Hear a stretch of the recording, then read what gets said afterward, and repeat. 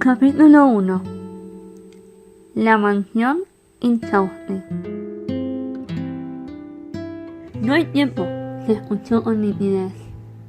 Fue un grito ofuscado, impaciente y sin embargo gracioso, surgido en medio de un grupo de albañiles que daban los retoques finales a la gran mansión que estaban construyendo. Era el 11 de febrero de 1854. Estaban agotados y acalorados.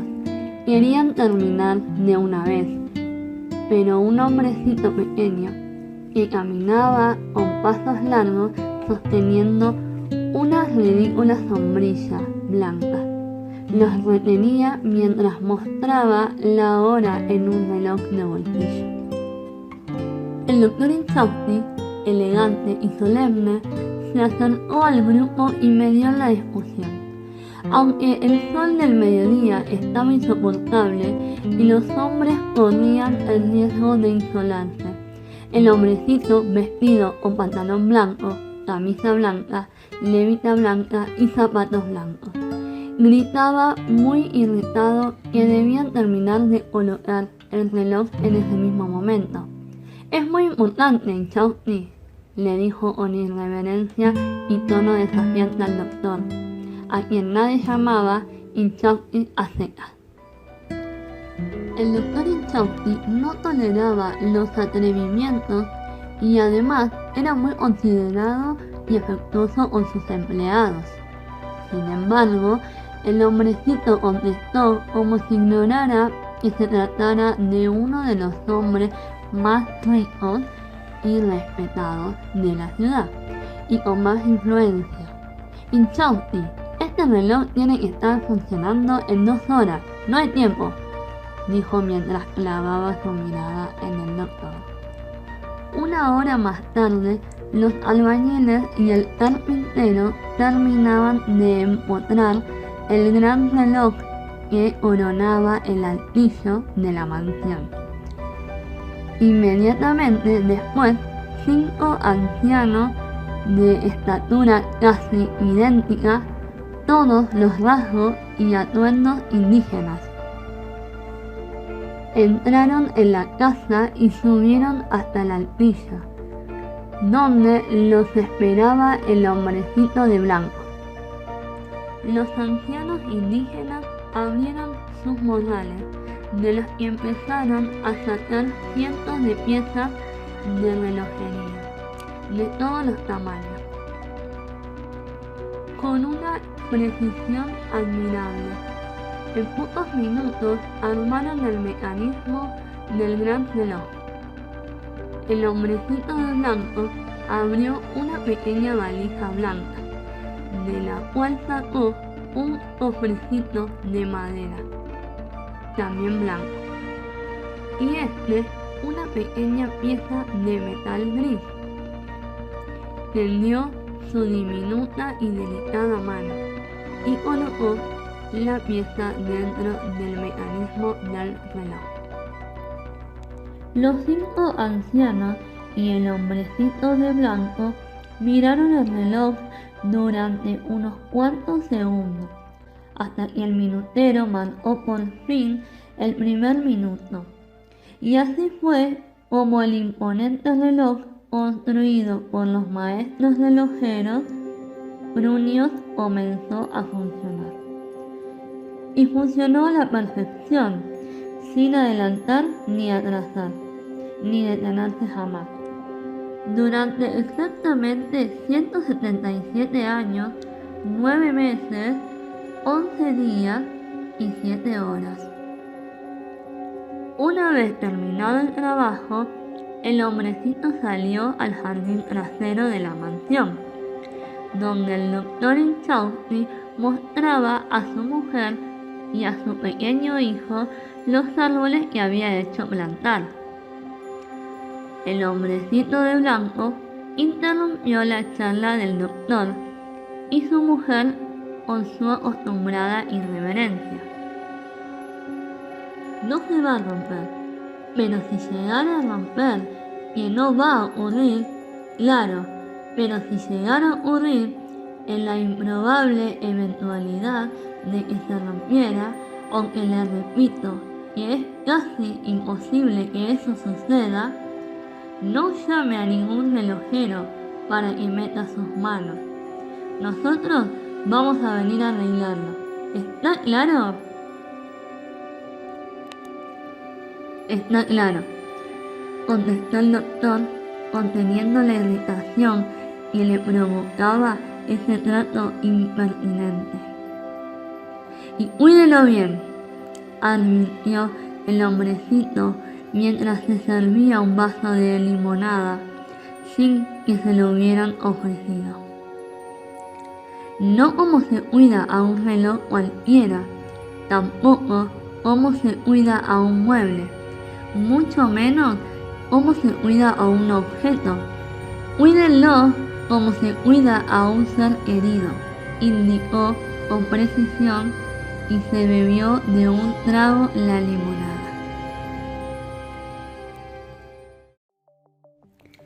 ¡Qué bien me vino! ¡Qué verano más insoportable!, exclamó. No entiendo qué le gusta a la gente del verano. Buenas tardes. Y sin decir nada más, se retiró. La mujer miró a su marido buscando una explicación a su inusitada tolerancia y preguntó con enorme curiosidad: ¿quién es ese hombre? Es quien me salvó la vida en el Perú, fue la contundente respuesta del doctor Inchausti. Cuando el hombrecito pasó junto al pequeño hijo de la pareja y jugaba en el jardín, el niño lo miró y le preguntó: ¿usted quién es? El hombrecito lo miró, le sonrió y dijo: si te diera a conocer mi nombre y te explicara realmente quién soy, no lo entenderías. Diré solamente que me dicen tic-tac. Y se alejó mientras abría su ridícula sombrilla blanca. El niño casi hubiera jurado que lo vio desaparecer entre las gardenias.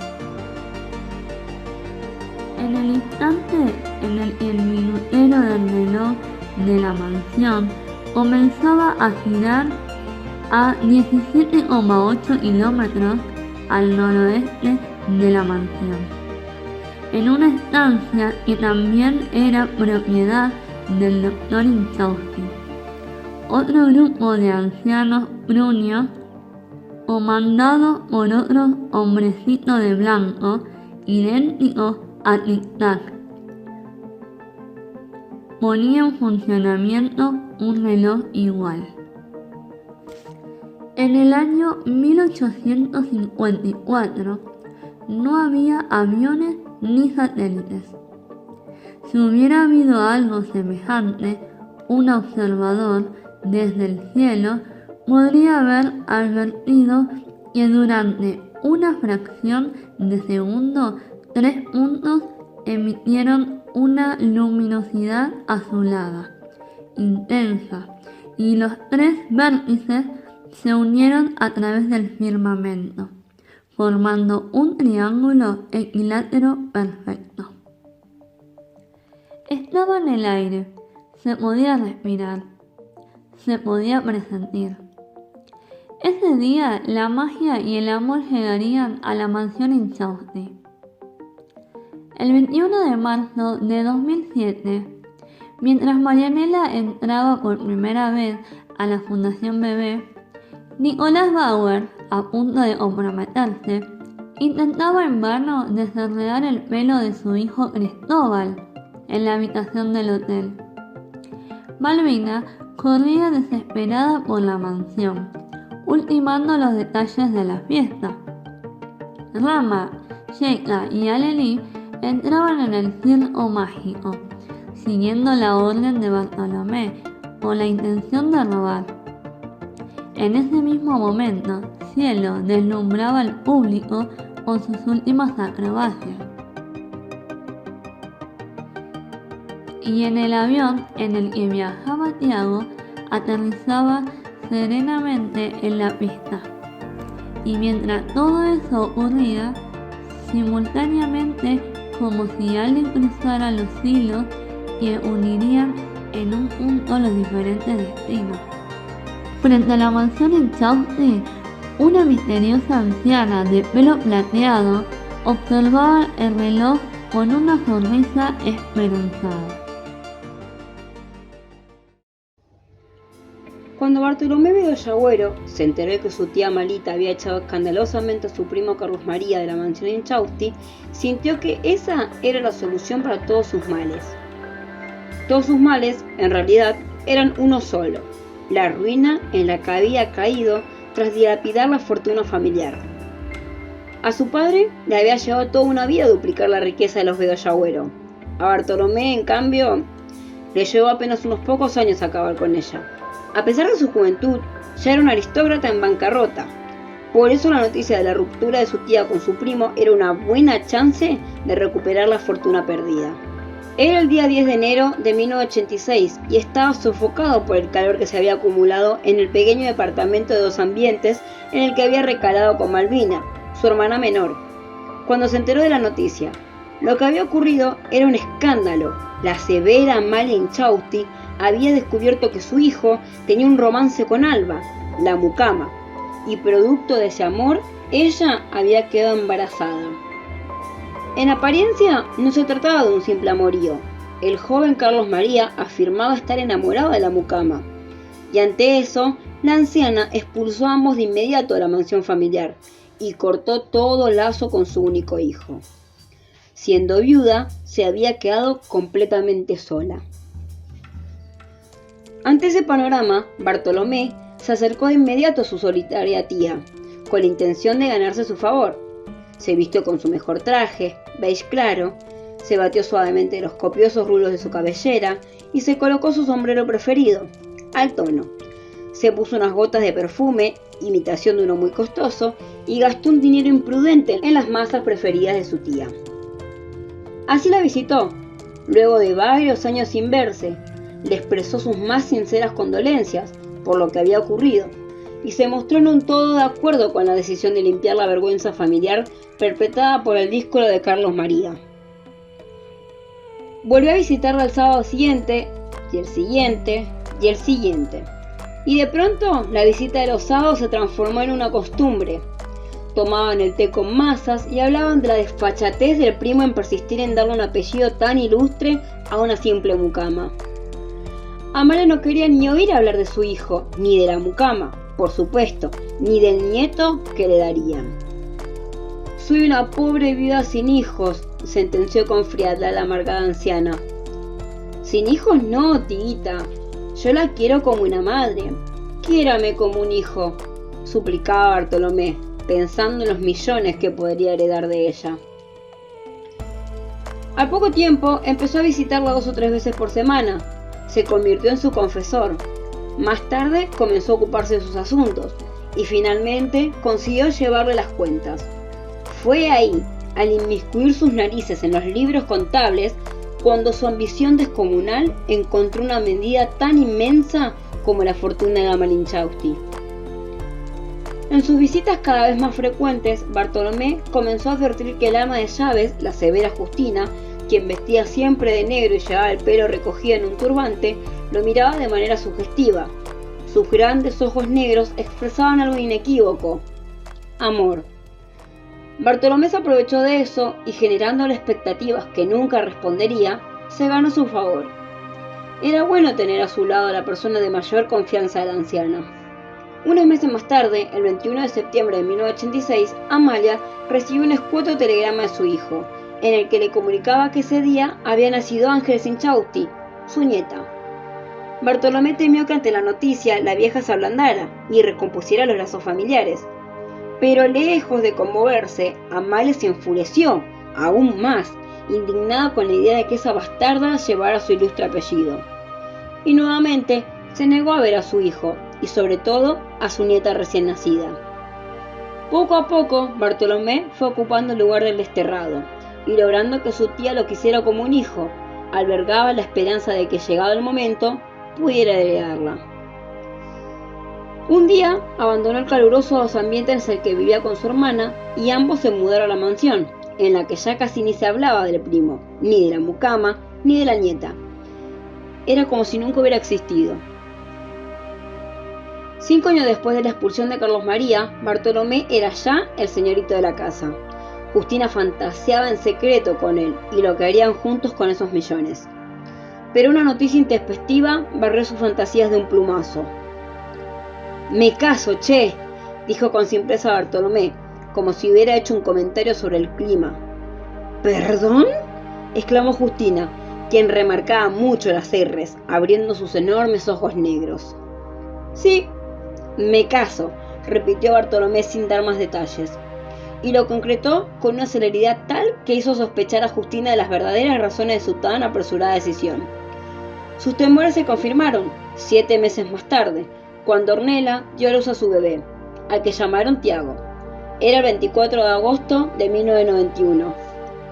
«Tiene el lunar de los Inchausti», afirmó Justina al ver al pequeño bebé que en efecto tenía un diminuto lunar en la mejilla. Bartolomé era Inchausti por parte de madre. El casamiento de Bartolomé y el posterior nacimiento de su hijo amargaron muchísimo a Justina, cuya obsesión por su señor se acrecentaba hora tras hora. Sin embargo, se mantenía fiel a él y a sus planes, y accedió a interceder ante la vieja Amalia, que si bien estaba postrada en una cama desde hace mucho tiempo atrás, seguía con el control absoluto de todo lo que ocurría en la casa. Justina le aseguró que esa tal Ornella era una chica de muy buena familia, y la tía Amalia estuvo finalmente de acuerdo con la idea de que vinieran a su mansión. Pero a pesar de lo que aparentaban ser, desde el día en que llegó hasta el día en que se fue, Ornella tuvo en Justina una acérrima enemiga. La vida transcurrió sin novedades durante un tiempo. El pequeño Tiago crecía feliz en la mansión, en tanto que el amor de Justina por Bartolomé aumentaba su infelicidad proporcionalmente a la impaciencia de su señor. «No se muere más esta vieja», refunfuñaba Bartolomé. «Y sí, tiene una salud de hierro la desgraciada. Puede llevar años». «¿Qué me estás sugiriendo, Justin?», preguntó Bartolomé con ganas de que Justina sugiriera eso que él nos animaba a hacer. «No sugiero nada, mi señor. Digo que la madre de la vieja, la afinada Rosa María, murió a los 102 años. Son de carretel largo». «Se me va la vida esperando», se quejó Bartolomé, y su descontento se repetiría hasta el hartazgo. Pero no tuvo que esperar demasiado. Un día de julio de 1996, la tragedia golpeó una vez más a la familia Inchausti. Su primo Carlos María falleció en un accidente de tránsito. La noticia devastó a la anciana Amalia. Fiel a su estilo, no podía amar bien a los suyos mientras estuvieran vivos. Solo los amaba cuando morían. Y la tragedia e inesperada muerte de su hijo la quebró hasta la enfermedad. Bartolomé estaba casi en la gloria. Muerto su primo, ya casi no había obstáculos entre él y la fortuna de su tía. Solo restaba esperar a que la vieja estirara la pata. Sin embargo, ocurrió algo que fuera todo cálculo.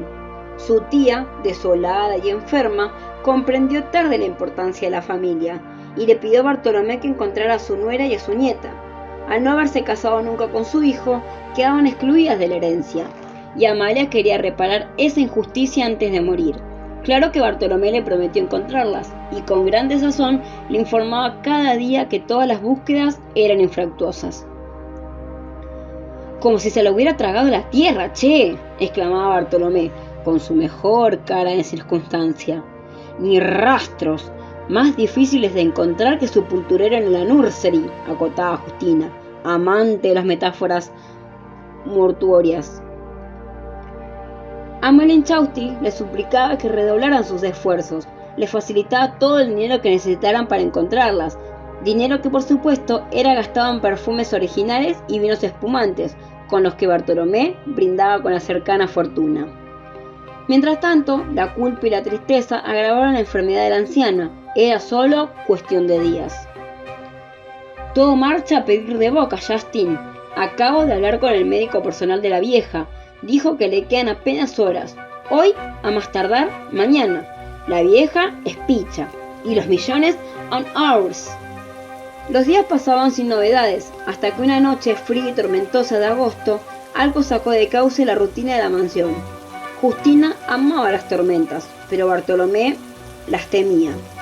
Sin embargo, esa noche pensó que una buena tormenta era el marco ideal para que la vieja estirara la pata.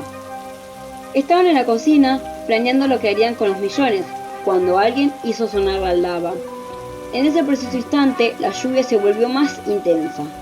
Cuando Justina abrió la puerta, se topó con una nena de 10 años, que lloraba. Era Ángeles Inchausti, y más atrás estaba su madre, Alba, la mucama, la viuda de Carlos María. La mujer estaba embarazada, a punto de dar a luz. Con sus últimas fuerzas pidió ayuda y se desmayó. Mucho pesaría en la conciencia de Justina todo lo que ocurrió aquella noche en la que la muerte sobrevoló la mansión Inchausti. Oculta bajo varias máscaras, aquella noche, infausta, hubo una muerte deseada, una muerte evitable, una falsa muerte y una muerte segura. Justina tenía algunos escrúpulos y ofreció cierta resistencia, pero todo fue decisión de Bartolomé, quien era su señor, su amor, su debilidad. 10 años estuve cuidando a esta vieja maldita, para que ahora venga una camuca revista con una hija bastarda y de otro por nacer, a quedarse con mi fortuna, con nuestra fortuna, Justin. Pero señor, intentó contradecirlo Justina, es una vida, 2 vidas, 3 vidas, mi amor, digo, mi señor. ¿Y desde cuándo te importa tanto la vida vos, chitrula?, refutó Bartolomé. Llamemos a un médico, señor, suplicó Justina. Va a parir en un momento a otro. Bartolomé comprendió que tendría que apelar a la seducción para convertirlo en su cómplice. Entonces se colocó por detrás de ella y le susurró al oído. No vamos a dejar que nadie se quede con nuestros millones, Justin. Pensá en la panzada de placeres exóticos que nos vamos a dar juntos. Estoy en mis 30, che. Ya me merezco una vida de lujos. Pero señor, ¿vamos a cometer un asesinato? ¿Quién habló de asesinato, Justin? Nada de eso, mira. La madre, pobrecita, llegó muy enferma, murió al dar a luz. Y el bebito o bebita, pobre alma, también es picho en el parto. ¿Y la otra?, objetó Justina. ¿Cómo pasa mejor vida? ¿Usted tiene el estómago para hacerlo? No tenemos que hacerlo nosotros, vendrá la noche, el invierno, la tormenta y el bosque. Y el plan resultó, casi en su totalidad. Alba murió en el parto, pero el bebé, que fue una niña, sobrevivió.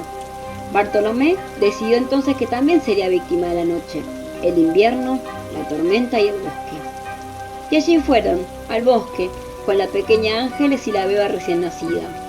A Ángeles la abandonaron en lo más espeso de la arboleda. La idea inicial era dejar que la beba en el otro extremo, alejadas ambas de la suerte y de la gracia de Dios. Pero Justina manifestó que ella misma se encargaría de la recién nacida, y Bartolomé se lo agradeció, le desagradaban esos menesteres. En el instante en que Bartolomé comunicaba apesumbrado la trágica noticia de la muerte de Alba y su hijita, a la vieja Inchausti, Justina salvaba la muerte de la beba. Compadecida, la escondió en un recóndito sótano de la mansión, e irónicamente le puso el nombre de Luz, a quien ocultó en la sombra, para rescatarla de la oscuridad de la muerte. Sumergida en la culpa y la tristeza más profundas, Amalia Inchausti murió esa misma noche en que recibió la noticia, y Bartolomé presenció al fin la muerte de su tía, una muerte tan deseada. Alba Castillo fue condenada a morir, ignominiosamente por Justina y Bartolomé, una muerte evitable. Luz Inchausti murió sin morir, sobrevivió en secreto, protegida por Justina, pero alejada de la realidad, una falsa muerte. Y Ángeles Inchausti fue abandonada para que murieran en medio de la noche, el invierno, la tormenta y el bosque, desamparada por completo y sentenciada a una muerte segura. Unas horas antes de ser abandonada en brazos de la noche, el invierno, la tormenta y el bosque, cuando aún su madre estaba viva, Ángeles recibió un regalo. Mientras Alba agonizaba en una cama extraña, el hombre de ropa ridícula y la mujer vestida de negro cuchicheaban en una habitación, Ángeles aguardaba sentada en el piso del pasillo. Intentaba no llorar, porque sabía que cuando sus enormes ojos celestes derramaban lágrimas, el mundo entero lloraba con ella. Cada vez que Ángeles lloraba, llovía, Por eso hizo todo lo posible por no llorar, porque esa noche ya era lo suficientemente triste. Sin embargo, tenía muchas ganas de desahogarse, de llorar la muerte de su padre, la enfermedad de su madre, la pobreza y el desamparo en el que vivían. Ángeles luchaba para controlar su angustia y sentimiento de orfandad, hasta que el cansancio la venció, pero como el lugar le resultaba inhóspito, no llegó a dormirse del todo, y a los pocos minutos la despertó un olor dulce y penetrante. Creyó estar en la cocina de su casa, donde su madre cocinaba la torta de limón que tanto le gustaba. Pero no, aún permanecía en ese pasillo oscuro y aterrador, por el que al rato, sin embargo, vio acercarse un anciano. Su sonrisa le dio tranquilidad. Parecía un buen hombre. Además, su cuerpo desprendía algo así como lucecitas blancas, brillantes, hermosas. El anciano sonreía y la llamó por su nombre. Ángeles, es muy importante que recuerdes siempre quién sos. Esto te ayudará a recordarlo, le dijo mientras le entregaba una pulsera de cuentas de plástico con una medallita con un símbolo extraño. Cuídala mucho, por favor. Ella se lo prometió y el anciano se fue de la misma manera que había llegado, en secreto. Ángeles no lo sabía. ¿Cómo podría saberlo? Pero ese anciano que le había regalado una pulsera era Urbino Inchausti, su abuelo, quien había desaparecido misteriosamente mucho antes de que ella naciera. Bartolomé estaba exultante. Había muerto su tía Malita. Habían desaparecido todos los herederos y el heredero universal, en consecuencia, era él. Él y su hermana, es decir, él. Tenía una felicidad que lo tenía llorando todo el día. Estaba hasta más bueno. Estaba más tierno con su hermana, con su hijito y con su mujer. Justina observaba con su amargo resentimiento esa ternura. Lo único que alumbraba un poco su alma sombría era esa frágil beba que había salvado de la muerte y que mantenía oculta en el recóndito sótano de la mansión. Comprendió que iba a ser necesario mantenerla allí un buen tiempo, por lo que empezó a acondicionar en secreto el lugar, lo calefaccionó y comenzó a decorarlo. Esa maternidad usurpada había despertado en ella los sentimientos más nobles y le había hecho revivir su gran pasión, los musicales. Comenzó a decorar el sótano como un pequeño teatro, una suerte de café concert. Había un escenario, había telones rojos, había música, había vida. Mientras tanto, Bartolomé, casi olvidando de su leal cómplice, hacía planes a futuro con su futura riqueza. Se hizo justicia, che. Los Bedoya Agüero volvemos a ser millonarios, celebraba con su hermana, que ya estaba gastando cuenta. Barto creía que su renovada posición económica descongelaría un poquito el témpano que había entre él y su mujer. Su casamiento con Ornella había sido un error. Él la amaba, pero ella claramente no, y se ofuscaba hasta ponerse violento cada vez que ella le sugería la posibilidad de divorciarse. Bartolomé estaba convencido de que cuando finalmente se hiciera de la herencia, le sería más fácil a Ornella amar a un millonario, y podría por fin vivir su vida feliz. Pero una vez más, algo complicó sus planes. El día en que se hizo lectura del testamento, descubrió que la tía Malita, en sus últimos minutos de vida, había agregado una cláusula en la que disponía que, a partir del día de su muerte, habría 10 años de plazo para encontrar a sus herederas. Superado ese tiempo, su herencia pasaría a manos de sus sobrinos, Bartolomé y Malvina Bedoya Agüero. Bartolomé hizo que su tía estuviese viva para poder matarla a él. Enfurecido, volvió a ensombrecerse y a maltratar a su familia. 10 años ya era mucho y muy riesgoso. No creía que la pequeña Ángeles hubiera podido sobrevivir, aunque, a la luz de su escasa suerte, todo era posible. Pero había una tragedia más inmediata que la espera de esos cuantiosos años. Estaba en bancarrota. Vivía en una suntuosa mansión. Entonces encontró una solución. Había además una cláusula en el testamento que estipulaba una donación, sin demasiadas especificaciones, de unos cuantos miles a un orfanato. Compadecida con el infortunio de su nieta, a la que no llegó a conocer, Amalia quiso expiar sus culpas con caridad. Entonces donó una buena suma a cualquier institución que protegería a niños. Esa fue la luz de esperanza que encontró Bartolomé. De ninguna manera aceptaría que unos huérfanos roñosos percibieran un solo peso de su fortuna. Decidió convertirse él en esa institución. creó una fundación destinada a dar asilo y educación a niños de la calle. Necesitaría un lugar donde albergarlos. Sería el área de servidumbre de la mansión. Obviamente también tendría que encontrar un par de chicos, y con la ayuda de Justine y algún contacto que conservaba en la policía, consiguieron algunos. Era indispensable contar con la autorización de un juez. Por eso recurrió a Adolfito Pérez Arzamendi, el padre de un compañero de colegio de su hijo. En tiempo récord creó la Fundación Bartolomé Bedoya Agüero, más conocida como la Fundación Bebé, dedicado al cuidado de niños desamparados. Cuando la fundación fue aprobada, llegaron los primeros niños. Bartolomé recibió entonces esa pequeña parte de la herencia. Alcanzaba para un año de vida ostentosa, pero claro, ahora debía dar de comer, vestir, educar y cuidar a esos roñosos, y eso costaba dinero. Entonces fue Justina quien le acercó una solución, que los niños los generaran. En el sector de la servidumbre se conservaba un viejo taller de juguetes. El viejo Urbino Inchausti, abuelo de Ángeles, había sido un aficionado a los juguetes y había acondicionado un espacio donde despuntaba el vicio. Era un taller artesanal de lujo. Justina sugirió que podían poner a los chicos a hacer falsificaciones de juguetes de colección, que luego colocarían en el mercado negro. A Bartolomé le encantó la idea, pero como el negocio de las falsificaciones tardaría en funcionar y el dinero se iba rápidamente, había que encontrar paliativos. De inmediato, él sabía que nada generaba más lástima y culpa que un pobre niño pidiendo en la calle. Decidió entonces mandar a los chicos a pedir limosna. Cuando la limosna era grande, Bartolomé no desconfiaba, pero cuando la limosna menguaba, entonces los obligaba a usar los dotes que los niños habían desarrollado en la calle: robar. Así fue como la Fundación Bebé encontró su auténtico rumbo. Por fuera, se trataba de una fundación altruista dedicada al cuidado de la infancia. Por dentro, era un lugar frío y cruel, donde los chicos eran obligados a fabricar juguetes, pedir limosnas y robar. Si uno está atento, puede observar antes de que llegue el amor una serie de detalles sutiles que lo anticipan, como la brisa suave y fresca que anticipa una tormenta, o como la oscuridad profunda que anticipa el amanecer. Cuando llega el amor, antes que él, cual mensajero, llega la magia. La magia que produce encuentros, casualidades, lugares y momentos indicados. La magia que nos vuelve visibles a los ojos de otros. El 21 de marzo de 2007 hubo magia en un lugar muy mágico. Ese día comenzó una historia que cambiaría la vida de un grupo de personas para siempre. Ramiro Ordóñez fue en otro tiempo un niño feliz. Si existe algo peor que no haber conocido nunca la felicidad, es haberla experimentado y luego haberla perdido.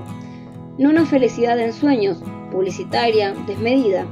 La suya había sido una felicidad modesta, pero que alcanzaba. El motivo de su dicha era su madre y sus rizos dorados, su hermanita, la pequeña casa en la que vivían, la escuela a la que iba, el delantal siempre blanco y con el olor limpio, todos los libros que coleccionaba con pasión, la hora de la merienda, el programa de música que daban los sábados en la tele, su cuarto cálido y siempre ordenado, los pocos juguetes bien conservados que tenía, el cine, un sábado del mes, la guitarra que veía diario en la vidriera de la casa de instrumentos, la alcancía en la que su madre ponía día tras día una moneda y esperar ansioso que fueran tantas que alcanzaran para comprarse esa guitarra. Una espera feliz, ver crecer a Lelí, su hermanita, los primeros pasos de ella, la risa de su madre cuando la niña empezó a llamarlo Rana, porque Rama no le salía. Viajar con su mamá en el último asiento del colectivo, los picnics que ella organizaba para él y sus amigos en el parque, las tardes de lluvia, leyendo los libros de piratas y extraterrestres, y de búsquedas del tesoro y de amor. Todo eso conformaba la felicidad de Ramiro. Pero un día, de manera casi imperceptible, sutil como un cambio de estación, algo empezó a variar. Su madre sonreía cada vez menos y sus rizos dorados perdieron brillo. Su delantal ya no estaba tan blanco ni tan limpio. Ya no había monedas en su alcancía ni nuevos libros. Desapareció el cine un sábado del mes. La guitarra en la vidriera se veía cada vez más inalcanzable. Su felicidad se había vuelto translúcida. Solo quedaba la sonrisa de Lelí, que nunca se apagó. Y con el correr de los días, su madre no solo no sonreía, sino que ahora lloraba. Tuvieron que dejar su casa modesta, limpia, cálida. Fueron a vivir a la de una amiga de su madre, que parecía siempre molesta. Su madre tenía que viajar, se le escapaba el futuro, y mamá se fue. Mamá llamaba al principio una vez por semana. Mamá dijo que mandaría monedas e iría a vivir a otro lugar, un lugar donde siempre era verano, un lugar donde todos volverían a sonreír. Pero mamá no volvía, mamá no mandaba monedas y mamá dejó de llamar. La amiga de mamá estaba cada vez más enojada y trataba muy mal a Lely. Un día le pegó. Ramiro sintió odio por primera vez en su vida. Esa señora un día lo subió a un colectivo y viajaron mucho. Fueron hasta un lugar muy feo y frío, donde los obligó a bajar. A Lely tenía solo 4 años y él apenas 10. Les dijo que esperaran ahí, que volvería enseguida. Y se fue, pero nunca volvió. Tampoco ella volvió. Se hizo de noche y Ramiro no sabía cómo regresar. Y tuvieron que crecer de golpe, estirar la piel, saltar la niñez hacia una juventud imposible. Y entre las cosas que Ramiro aprendió fue una nueva palabra, el nombre de ese lugar donde estaban: orfanato. Un año más tarde aún luchaba contra la desesperanza, y por las tardes él y su hermana se escapaban del orfanato para ir a pedir limosna, con la ilusión de juntar dinero para alquilar una casa donde vivir juntos. Con sus 11 años, Ramiro creía que ese era un sueño posible. Una tarde, mientras pedían limosna, se les acercó una mujer que una promesa de recuperar la felicidad perdida. Les ofrecía una casa, una niñez a resguardo, vivir con otros chicos, estudiar y poder crecer tranquilos, como se merecen todos los niños. Ramiro y Lely llegaron a la Fundación Bebé, cuando Ramiro tenía 11 años y Lely 5. Pero a los pocos minutos de la edulcorada bienvenida de Bartolomé, la promesa de la felicidad recobrada se esfumó. Pronto entendió que la vida sería cara en la fundación. Habría que pagarla pidiendo limosna, fabricando juguetes y robando. Le dijeron que eso era trabajar, que él era todo un hombrecito y ya era tiempo de hacerlo. La felicidad se volvió una hilacha, menos que un recuerdo, pero mientras Justina los conducía hacia las habitaciones, Ramiro vio algo que por un instante reencendió el brillo en sus ojos: una guitarra. «Ni se te ocurra tocar eso», le gritó la mujer. «Es del niño Tiago, el señorito de la casa». Y sacó a ambos de la sala, pero Ramiro ya sonreía. Esa guitarra, como un eco del pasado por un instante, fue un retazo de aquella felicidad perdida. Sheka era sobre todo un chico simple, de 6 años, que resolvía todo con simpleza. Había vivido buena parte de su vida en la calle y como allí aprendió a hablar al berre. Todos le decían Sheka, calla al revés. Sabía poco de sí mismo, que había sido encontrado por el grupito de Bepis con los que andaba cuando apenas tenía 2 años, un poco más, un poco menos, y que desde entonces había vivido en la calle. Esa es su historia, punto, simple. Como se crió sin tener nada, no extrañaba nada, no lamentaba ninguna pérdida ni la ausencia de un padre o una madre. Después de todo, ninguno de sus gomías tenía un padre o una madre. Su única preocupación era evitar a la policía o a los asistentes sociales, que terminarían llevándolo a un orfanato. Por lo demás, tenía la vida resuelta. Sobrevivir en la Sheka, para él no era un problema, era algo fácil, simple. Lo único que lo inquietaba y que a veces lamentaba era no tener un nombre. Él era Sheka y estaba bien, le encantaba ser Sheka. Era popular y querido y defendido por los más grandes. Ser Sheka, además, significaba tener mundo, ser el negociador, el que conseguía todo, el que se las ingeniaba. Pero no tenía nombre, todos en su grupo tenían uno, aunque no lo usaran. El bicho, aunque nadie le dijera así, se llamaba Martín. El Furia se llamaba Ramón, pero no le gustaba, prefería que lo llamasen Furia. Estaba Tito, que se llamaba Robertito, estaba Pancho, que se llamaba Francisco. Todos tenían un nombre, menos él. Un día pasó lo más temido. Estaba durmiendo en el interior de la galería cuando cayó la policía con un asistente social y lo llevaron a un juzgado. Del juzgado lo llevaron a un instituto de menores y del instituto de menores a un orfanato. Y de ahí lo habrían trasladado a otro instituto si no hubiera usado su astucia. En ese orfanato había un chico más grande, de unos 10 años, u 11, rubio y muy peleador. Ese chico tampoco tenía nombre, le decían Tacho. Sheka se acercó a él y logró que le hablase, ya que Tacho no hablaba con nadie. A los pocos días se enteró que su silencioso compañero iba a ser trasladado a una fundación, y entonces comprendió que esa era su chance. Unas horas más tarde, Tacho llegaba de la mano de Justina a la Fundación Bebé. Cuando Bartolomé fue a abrir el baúl del auto para sacar las pertenencias de Tacho, se encontró con el pequeño Yeka, que sonriente y con picardía les dijo: ¿Qué zapa, Boncha? ¿Todo liso? A lo que Barto, azorado y divertido, contestó: Re liso, che. ¿Y vos quién sos? Yeka, contestó él con simpleza. Rápidamente Bartolomé pidió la tutela de ese pequeño torrante y allí se enteró de que no tenía nombre. Esto hay que arreglarlo, che. Vamos a ponerte un nombre, purrete. A ver, elegí vos. ¿Cuál te gusta? Pero Yeka, con una determinación inusitada para un niño de 6 años, se negó a recibir un nombre cualquiera. Él estaba seguro que su madre, al dar a luz, le había puesto uno, y él solo usaría su nombre el día que descubriera el suyo. Muchas veces las personas se convierten de grandes en lo opuesto a lo que fueron en su niñez. Ese fue el caso de Juan Morales, que sería algún día un joven valiente, decidido y fuerte, la antítesis del niño frágil, temeroso y vacilante que era a los 7 años. Había nacido en un monte, cerca de un pueblo perdido en el norte. Su familia era pobre, más allá del eufemismo humilde, mucho más que eso. Pertenecía a una familia muy numerosa, eran hasta ese momento 8 hermanos, y en una familia tan numerosa, los débiles de la manada deben espabilarse o quedan rezagados. Juancito no tenía muchas luces, pero tenía un aliado, su hermano mellizo. El Melli parecía más débil, era más pequeño de cuerpo, más flacucho, pero era muy despierto. Ambos tenían una unión inquebrantable, estaban como soldados.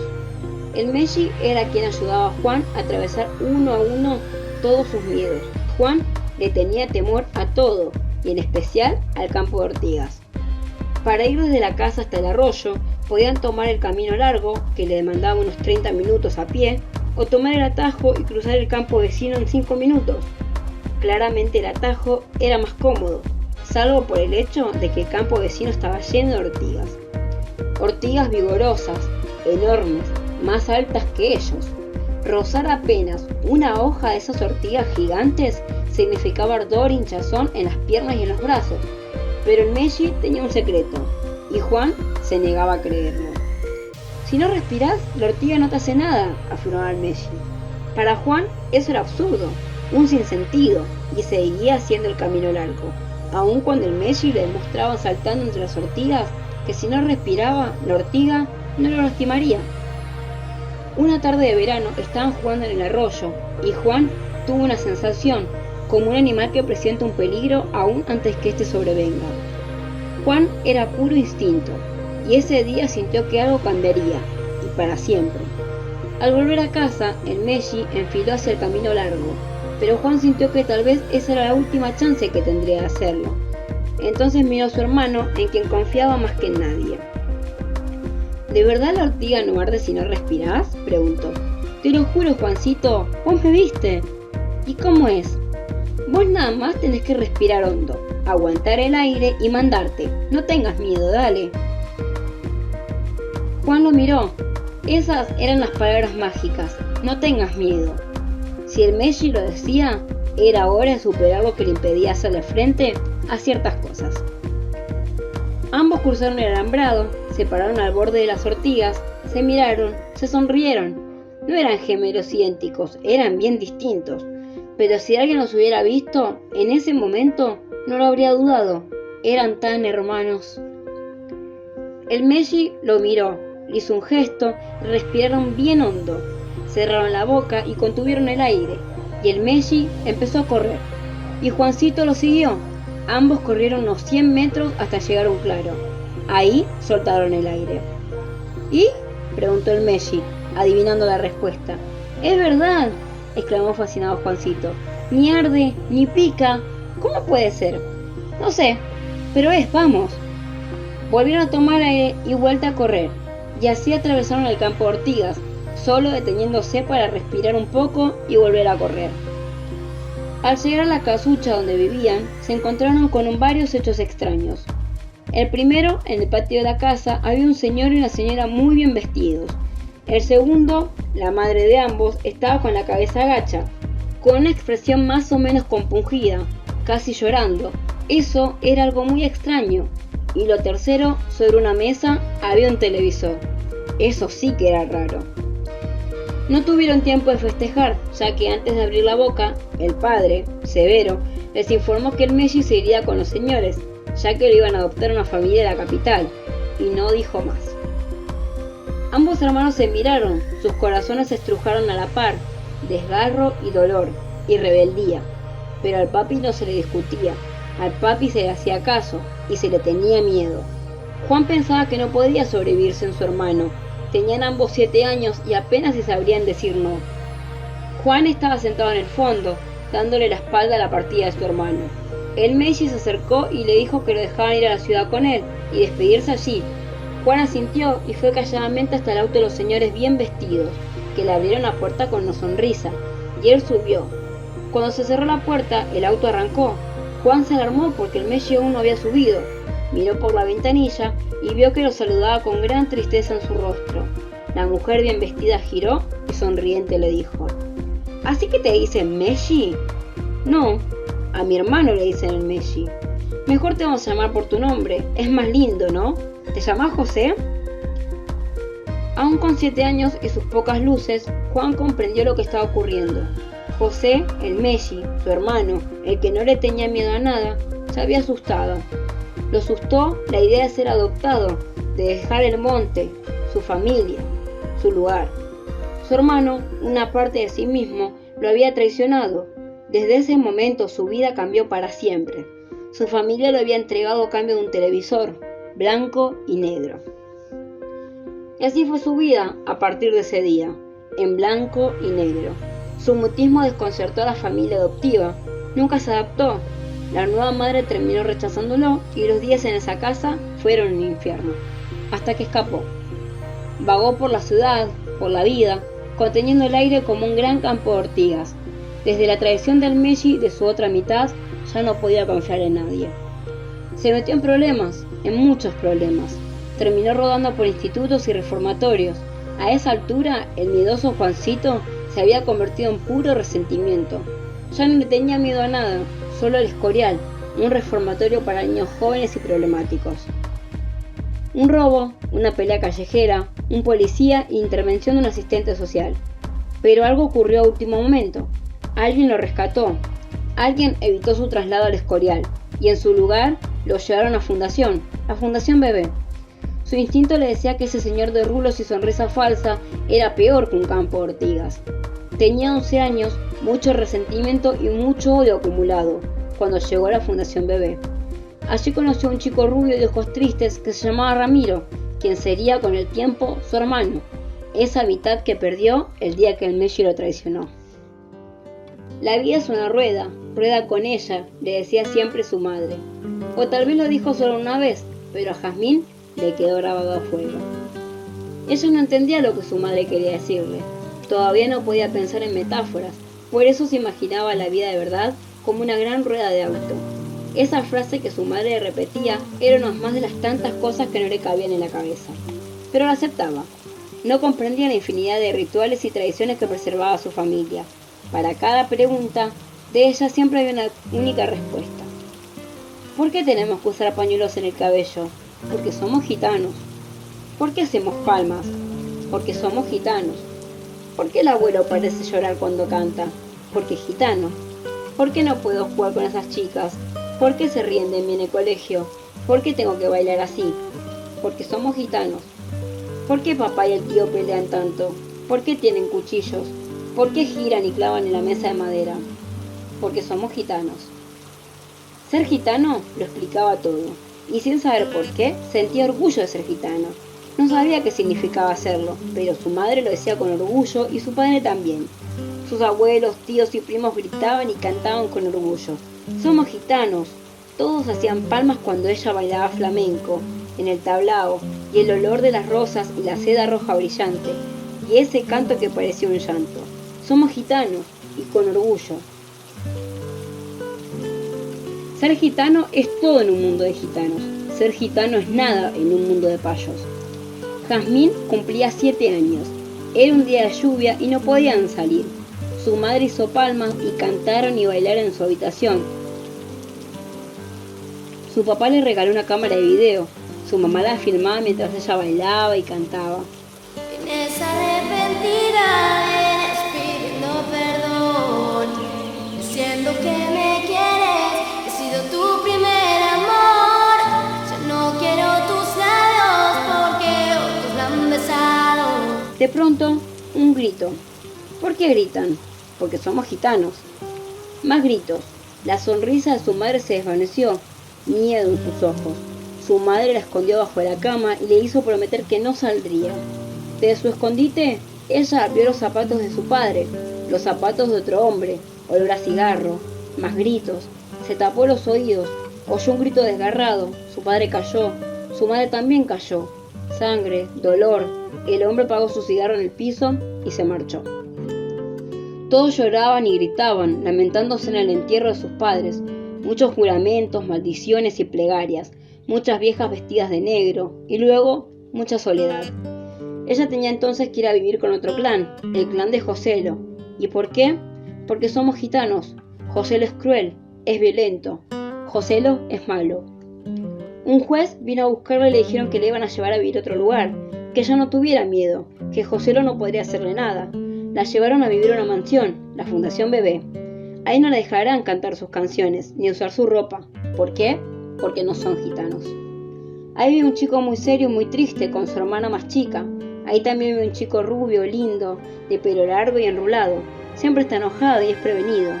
También hermoso. Se llama Juan, pero le dicen Tacho. Él la mira mucho y le dice que quiere ser su amigo, pero ella le dice que no. ¿Por qué? Porque él no es gitano. Ella sabe que hubo un día en que todo eran palmas y risas, música y flamenco. Y luego hubo un día en que todo lo que fue llanto y luto y desgracia. Pero sabe también que vendrá un día en que todo volverá a ser palmas y música y flamenco, porque la vida es una rueda, y ella rueda con la vida. El día que cumplió 14 años, Marianela supo que no crecería mucho más que la estatura que había alcanzado. Vio con ansiedad como todos sus compañeros y compañeras del orfanato habían pegado el tan esperado estirón. Pero ella no, ella sabía, ella estaba segura que nunca lo pegaría. En su lugar de acomplejarse y compadecerse, hizo algo que le salvaría la vida. Empezó a reírse de sí misma. Aunque Marianela no sonreía, se reía de su baja estatura, de su torpeza, de su escaso vocabulario. Se reía mucho y esa risa la salvaba. Aunque no tenía motivos para reírse, nunca los había tenido. Sabía que había sido abandonada en una parroquia en la que vivió sus primeros años de vida. Recordaba vagamente al cura, incluso con algo parecido al cariño. La había tratado con respeto, pero un día no estuvo más y ella tuvo que irse. A los 4 años llegó por primera vez a un orfanato. Era el primero, pero no sería el último. Desde los 4 hasta los 14 pasó por 8 orfanatos. O la echaban o se escapaba. Marianela se había convertido en una molestia, una diminuta hormiga energética, porque a Marianela se la respetaba, y si alguien no lo hacía, se convertía en una furia, capaz de golpear e incendiar. Le dolía tanto su soledad y el cúmulo de abandonos que había tenido que soportar, le dolía tanto el desamor que estaba enojada, furiosa con el mundo, y pegaba. Su vida era dura, triste, injusta, no tenía motivos para reír. Le habían dicho tantas veces que era una nena horrible y mala que se lo había terminado creyendo. Se había convencido de que tenía una sonrisa horrible y por eso cada vez que algo le daba risa, se tapaba la boca.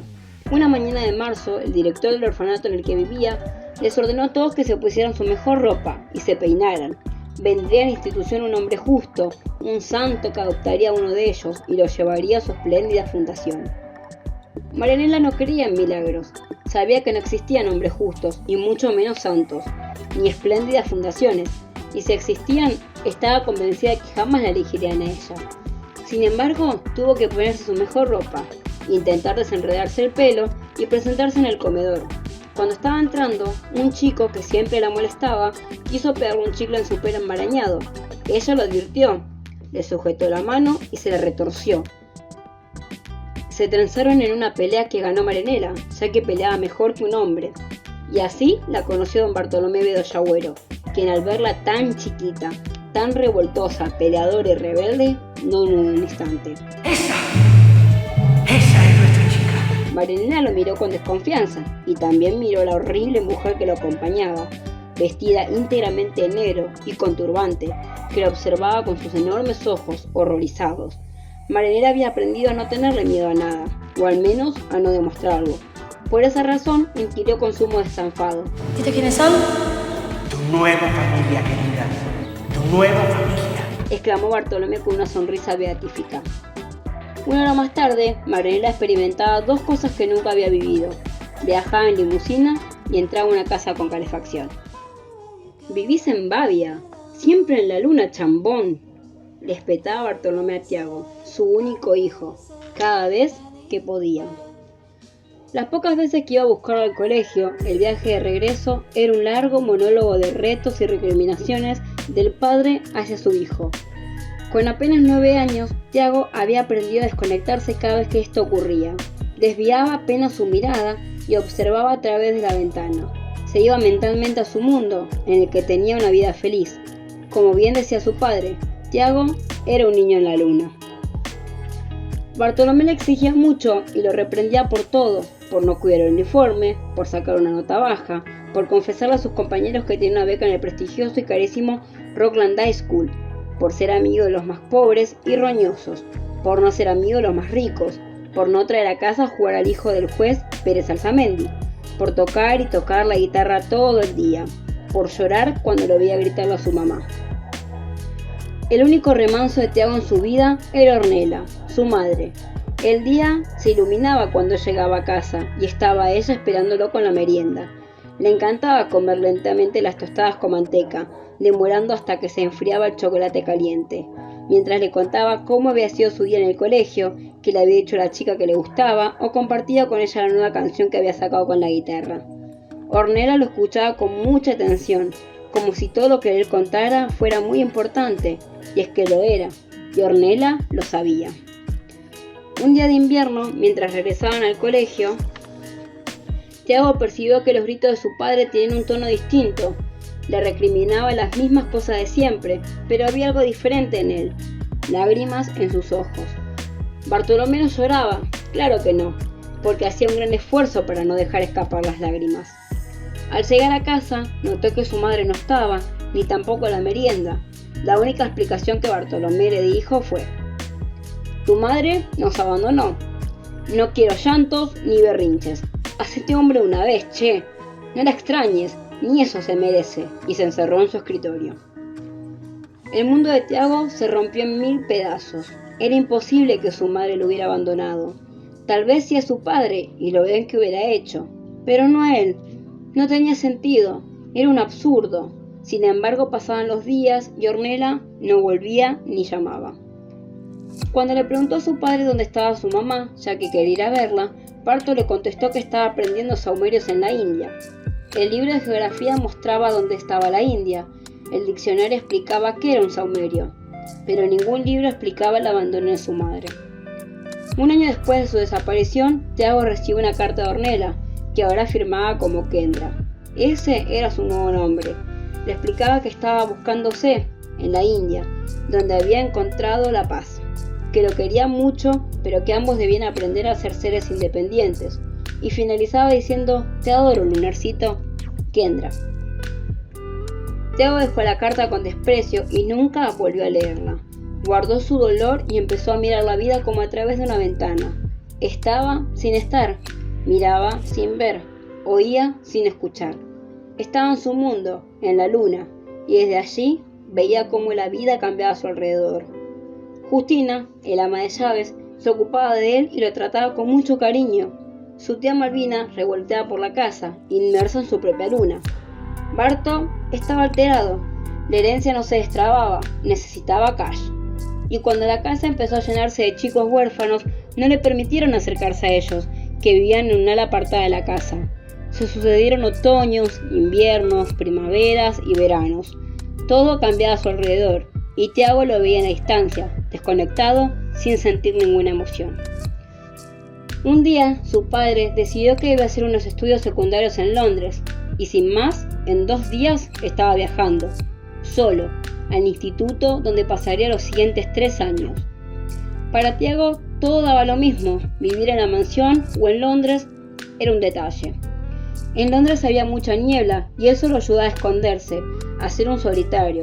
Se sucedían los meses, las clases, los profesores y Tiago seguía en su luna.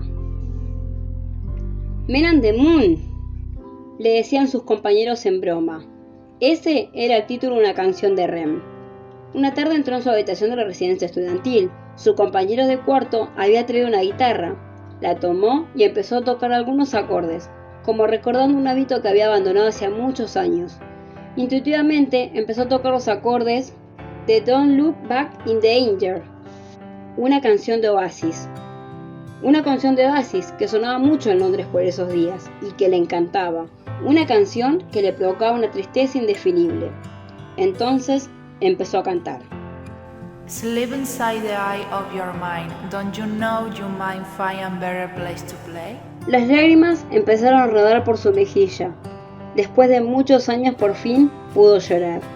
La canción le decía que en lo profundo de su mente debía saber que debería encontrar un mejor lugar para jugar. You say that you've never been, but all the things that you've seen will slowly fade away. Su voz se quebraba mientras cantaba. El llanto invadía todo, sus ojos, su voz. La canción le decía que todas las cosas que había visto se desvanecerían en su mente. So I start a revolution from my bed. La canción le pedía que comenzara una revolución, y él lo hizo. Llorando, armó su bolso, usó todo lo que tenía, que no era mucho, y corrió a la estación del tren, de allí al aeropuerto. En el aeropuerto buscó un cibercafé y allí escribió una autorización como si fuera su padre. La imprimió, falsificó la firma y la adjuntó la que había sido firmada ante un escribano. Luego se dirigió a la compañía aérea que había extendido su pasaje de regreso para el mes de julio y pidió cambiarla para ese mismo día.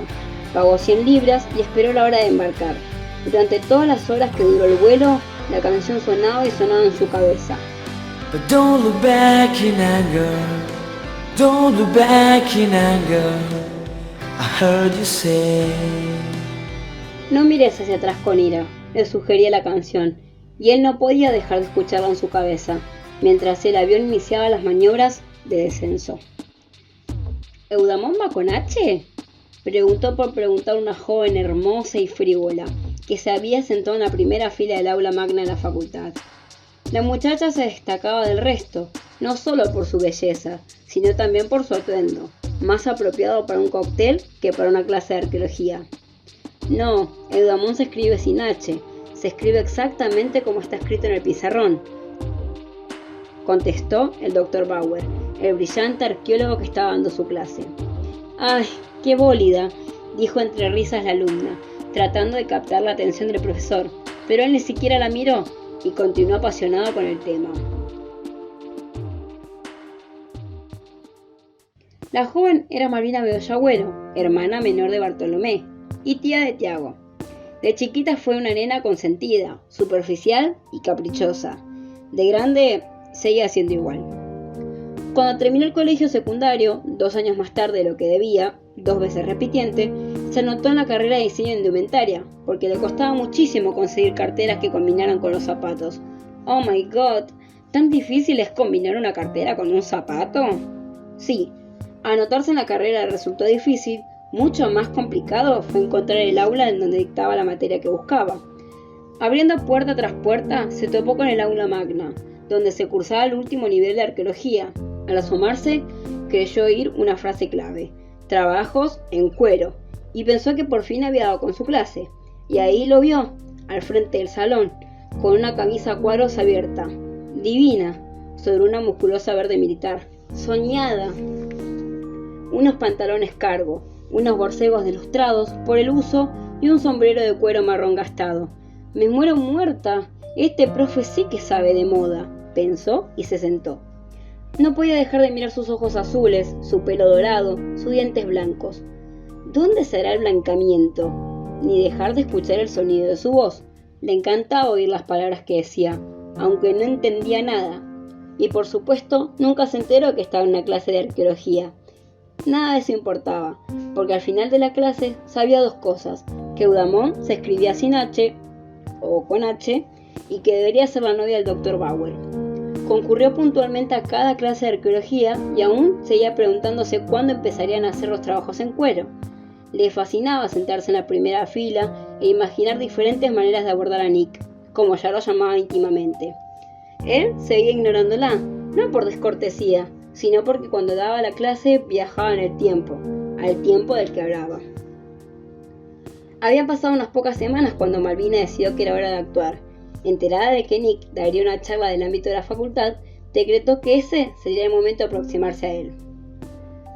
Concurrió al museo con un vestido azul eléctrico, soñado, y escuchó paciente toda la charla. Luego, durante el cóctel, por fin pudo captar su atención. Él la vio y se deslumbró con su belleza.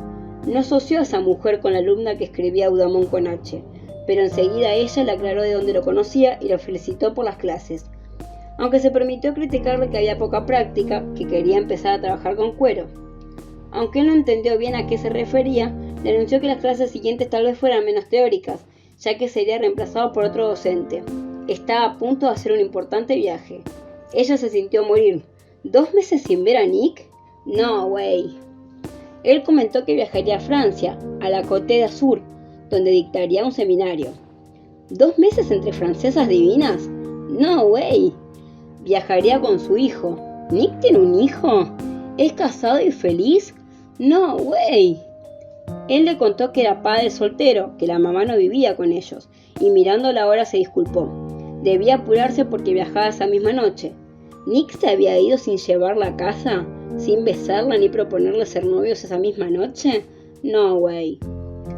Bartolomé puso el grito en el cielo cuando Malvina le exigió un viaje a Francia, en primera, por supuesto, mínimo ejecutiva, hoteles de lujo y tarjetas sin límites. Ya hablaba de Nick como su novio. Bartolomé ignoraba que apenas sí habían conversado una vez, por lo que concluyó, que te lo pague tu novio. Pero Malvina era bastante insistente, persuasiva y jugó su mejor carta. Aunque era bastante bólida, sabía conseguir lo que quería. Tenía la información de que la herencia de la tía Malita estaba trabada, pero sabía también que, en un gesto tierno, su tía le había adelantado un suculento monto de esta, con la absurda cláusula que solo accedería a ella cuando se casara. Con ese argumento convenció a Barto. Ese viaje podía ser la ocasión de afianzar el noviazgo. Bartolomé aceptó con la esperanza de casar a su hermana y al fin percibir algo de la herencia. Viajaría en turista, por supuesto, iría a hostel con baños compartidos y nada de tarjeta.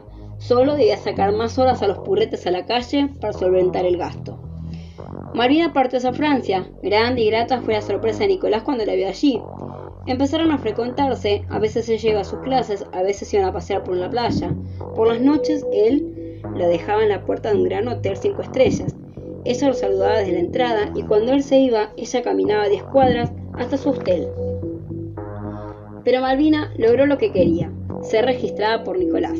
Fue conociendo su vida, supo que estuvo muy enamorado de su exmujer, Carla, se enteró de que ella lo había abandonado para irse con su peor enemigo, Marcos Ibarnucía, que él se hizo cargo de Cristóbal, su hijo recién nacido, y que mantenía vivo el gran sueño de su padre y su abuelo, encontrar la isla de Eudamón.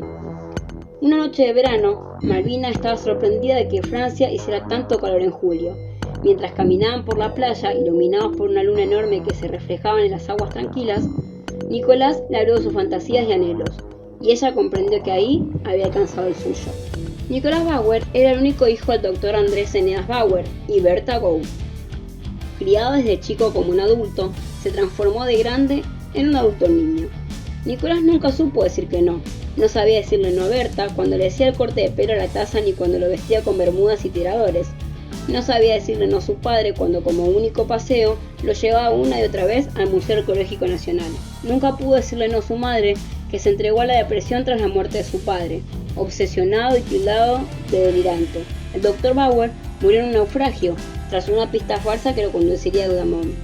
Berta quiso evitarle ese destino a su hijo y lo persuadió de estudiar otra carrera, medicina. Nicolás no pudo decirle no a eso, y tampoco pudo confesarle que en secreto estaba estudiando también la carrera de arqueología. Berta tenía pavor de que su hijo también se obsesionara con esa loca idea de hallar la isla de Eudamón, isla mítica de la tribu de los Pruños, cuya búsqueda incansable consumió las energías y el patrimonio del Dr. Bauer, padre. además de acarrearle la burla y el desprestigio entre la comunidad arqueológica. Tampoco supo decirle no a Carla, la explosiva y bella mujer que conoció en la facultad. Carla era hermosa, apasionada y libre. Jugaba con él, no se ataba a nada ni a nadie. Nicolás sabía que debía alejarse de ella, que era un veneno que lo iría consumiendo poco a poco, pero ella no lo soltaba, lo tenía atado con un lazo invisible, lo alejaba y lo acercaba, pero nunca lo soltaba, y él no supo decirle no.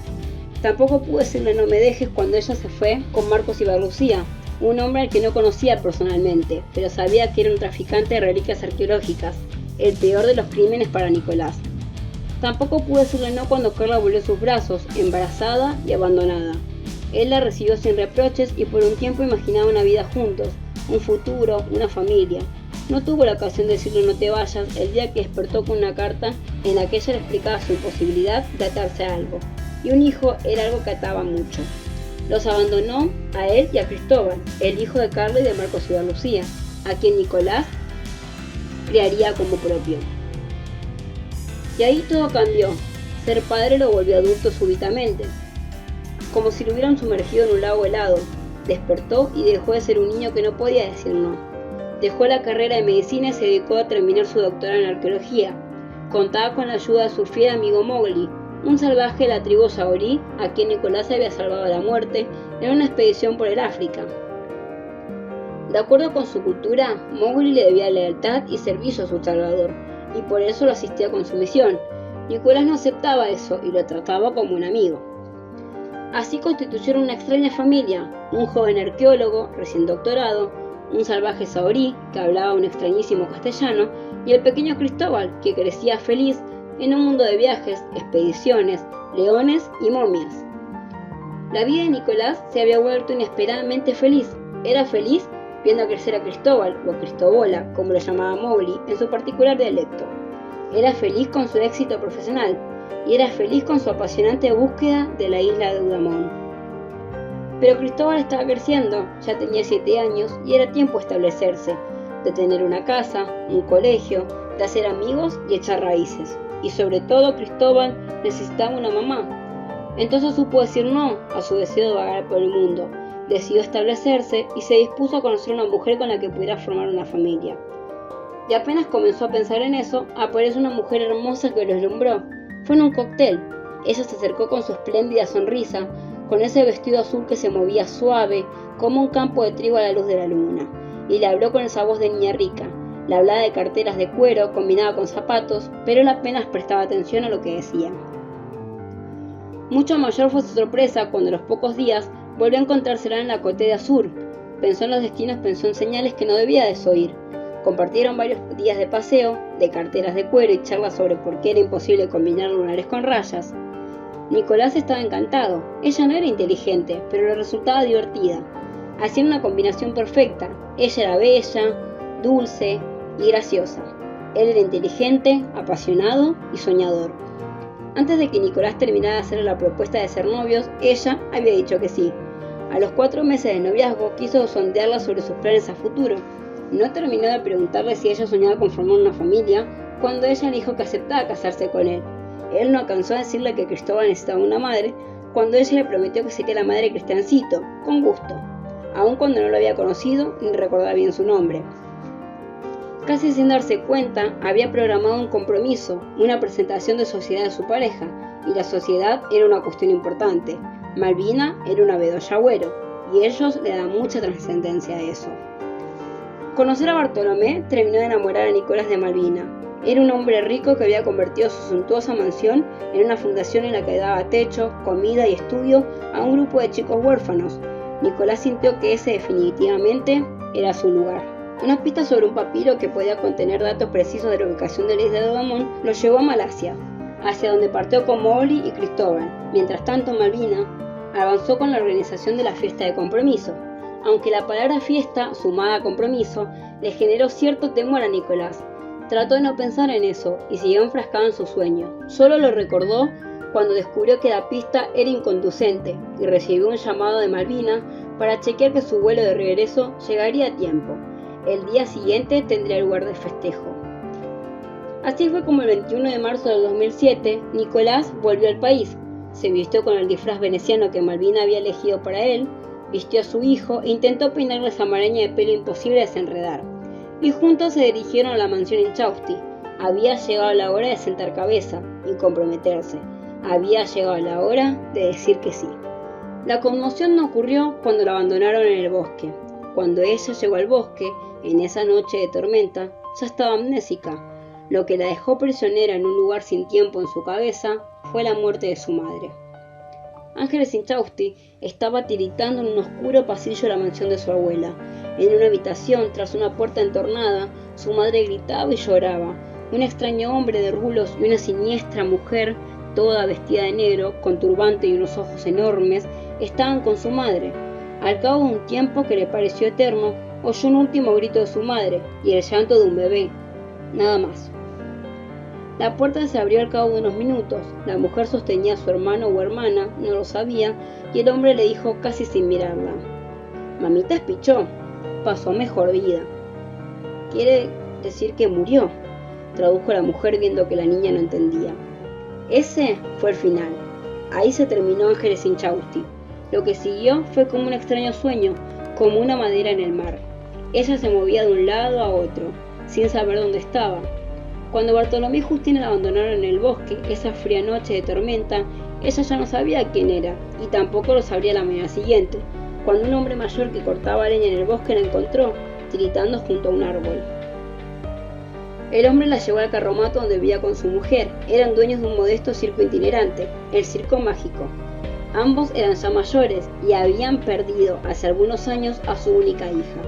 Se compadecieron de esa pobre niña perdida en el bosque, que apenas hablaba. No sabía dónde vivía ni cómo se llamaban sus padres, tampoco recordaba su propio nombre. Amanda y Aldo Mágico eran muy buena gente y hacían siempre lo correcto. Por eso comunicaron el hallazgo a la policía, que corroboró que no había ninguna niña buscada en la zona. Publicaron su foto en los diarios, pero nadie la reclamaba. Mientras tanto, el juez de menores decidió que la niña permanecería con el matrimonio mágico hasta tanto dieran con su familia. Amanda era muy dulce y se ocupaba de ella con mucho esmero. Comenzó a llamarla Cielo, cariñosamente, y lo que surgió como un modo afectuoso de invocarla se convirtió con el tiempo en su nuevo nombre. Así nacía Cielo Mágico. Cielo no parecía extrañar su antigua vida, no solo no la recordaba, sino que no se esforzaba por hacerlo. Lo único que conservaba de su pasado era una pulsera de cuentas plásticas con un extraño símbolo. Se sentía feliz viviendo allí, era la mimada de todos los artistas del circo. Pasaba el día entero en el carromato de los enanos, volvía siempre con algún machucón del carromato de los malabaristas, o toda pintarrajeada tras estar con los payasos. Pero lo que realmente le fascinaba eran los equilibristas. El señor Pierre Morel, que era el patriarca de la familia, no le permitió a Cielo acercarse a la cuerda floja durante mucho tiempo. Para subir hasta la cuerda floja hay que saber pegar con la vida, le decía Elíptico. Pasaron meses y nunca pudieron dar con el paradero de la familia de la pequeña Cielo. Finalmente el juez le concedió el matrimonio mágico a la tutela de la pequeña, a quien pudieron documentar Cielo Mágico. Ya tenía una identidad. Así, día a día, mes a mes y año tras año, Cielo fue creciendo feliz en un mundo fantástico. Allí no había los típicos animales de circo, ya que los mágicos no estaban de acuerdo con utilizarlos en las pruebas y números circenses, pero había muchos perros. Cada carromato tenía 2 o 3 perros. Cielo los conocía a todos por su nombre. Pasaba sus días entre artistas, lanzallamas y malabares, entre zancos y guitarras. El circo era un conglomerado de artistas de distintas nacionalidades, por lo que Cielo empezó a desarrollar un curioso dialecto, una forma de hablar muy particular. Era payasa con los payasos, maga con los magos y bailarina con los bailarines. Pero lo único a lo que no podía acceder era la cuerda floja. Será por eso que su gran deseo era ser equilibrista. Cuando cumplió los 15 años, el señor Morel llegó hasta su carromato con una gran vara de equilibrio, y con ese regalo de cumpleaños le comunicó que estaba dispuesto a aceptarla como aprendiz.